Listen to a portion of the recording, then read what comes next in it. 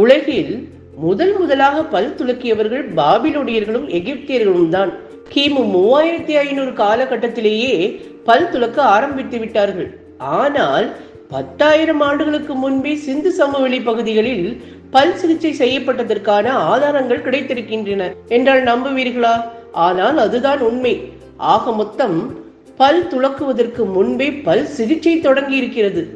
ஆதி மக்கள் ஆரம்பத்தில் பல் பொடிகளை பயன்படுத்தி இருக்கிறார்கள். கரி, தரையில் கிடைக்கும் எலும்பு துண்டுகள், சிப்பி ஓடுகள் ஆகியவற்றை பொடி செய்து பல் துலக்கினார்கள்.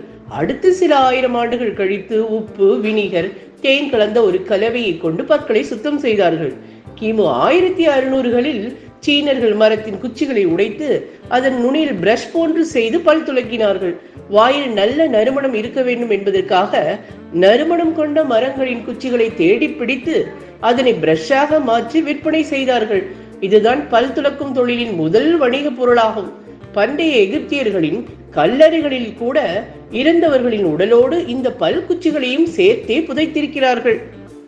தரமான பல்பொடிகள் மற்றும் டூத் பேஸ்ட்கள் கொண்டு தினமும் 2 முறை பல் துலக்குவதன் மூலம் பல் சிதைவு உள்ளிட்ட பல பல் பிரச்சனைகளில் இருந்து பாதுகாத்துக் கொள்ளலாம். இந்த செய்தியை வழங்கியோர் கோபால் பல்பொடி.